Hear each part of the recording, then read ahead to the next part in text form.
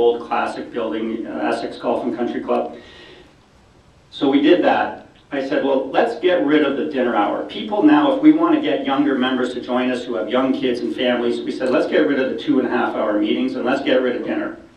So we got rid of that, and we decided to become a cocktail club, hence the drinking club with a service problem. So sometimes the two get a little bit blurred, and sometimes people join for the the service, and sometimes they join for the drinking, and why they stay gets inversed. But we have a lot of fun. So anyway, it's cheap, so people can have a cocktail or not a cocktail and an appetizer, and that's it. And then the other thing I did was I said, let's make our meetings 1 hour long. If we're going to try to get young business professionals who have kids, they want to come from work, stay for 1 hour, and they want to be able to go home and have dinner with their families. So we changed that. And then I changed the format of our meeting. So instead of having a speaker every week, because it was embarrassing, having 3 people show up for like the CEO of the hospital, what I did was I changed that to only 1 meeting in a month that we had a speaker. So then we had ample time to advertise that we were going to have a speaker and make sure that most of the club was going to show up. Now, what will happen is as we grow, and this is to what my situation is, if you guys have a bigger club, you may not have this problem. As our club grows and we're going to get more people, we'll increase the frequency of our speakers to ensure that we have adequate representation from our club. So the thing is, it's adaptation and flexibility is the key to what you have to do for your own clubs. And then what I did, so I changed the meeting. So I said, we're going to have kind of a cyclical type of meeting. So I said, well, we'll have a speaker once a month. We'll talk about Rotary once a month, because we have a lot of newer members in our club. And you know what, people, young people, business professionals, part of the reason we joined Rotary is for networking. We often forget that the origin of Rotary was a networking club. So our club, once a month, we'll have 1 or 2 of our members, and we give them the opportunity to talk about their business. We might kind of morph it into a "this is your life" talk as well, but they talk about their business.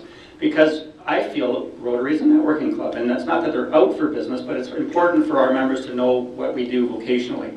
So we let them do that. And then 1 meeting a month will either alternate with a club assembly, or we'll do a fellowship event. And we'll do a lot of off-site fellowships. And I'll tell you, the greatest attendance for any of our meetings is always the fellowship events. If we go out, for a wine tasting event or a scotch tasting event, the theme is becoming quite repetitive, isn't it, with booze?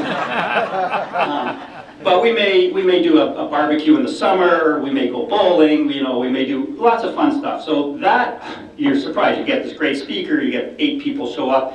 You tell people to come over for free booze and free food. The whole club is there. It's unbelievable, So fellowship is huge, and we've put an emphasis on our programming to make sure we do probably 1 or 2 fellowship events at least every 2 to 3 months for our members.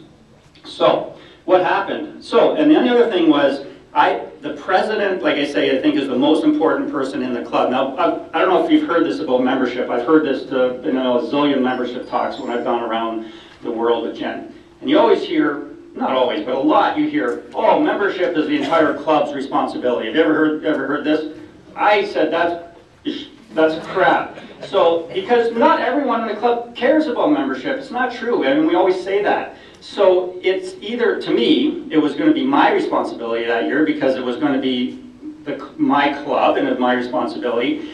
So I decided to take the role. Somebody has to take the initiative in the role. And you can be as the president, or if you have someone committed to membership, you can have a small committee, or as many as you want, but they have to be committed.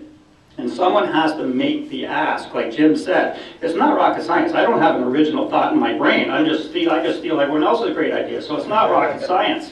So 6 months before I took over the club, Jen and I sat down at our kitchen table over a bottle of wine. And we wrote down a list of 25 people we knew, friends, family, business acquaintance. And my theory about getting Rotarians is this. I have always felt that the member I want to be in my club is a Rotarian, they just don't know it yet. So it was always quality over quantity for me. An interesting fact about Rotary, 1.2 million members, right? 10 years ago we had 1.2 million members. We have 1.2 million members presently. Do you know how many new members we've gained in the past 10 years? 1.2 million. So what did that say? Light bulb went off. We don't have a problem getting members. We have a problem keeping members. So the retention problem was huge, but no one ever asked, why are they leaving? And I was just talking to a fellow Rotarian. They get all kinds of members, Kathy, from the Toronto area. They get members in, one comes in, one goes out, one comes in, one goes out. So it goes back to the business model of the data. Why do people join and why do people stay? They join for the service, they stay for the fellowship.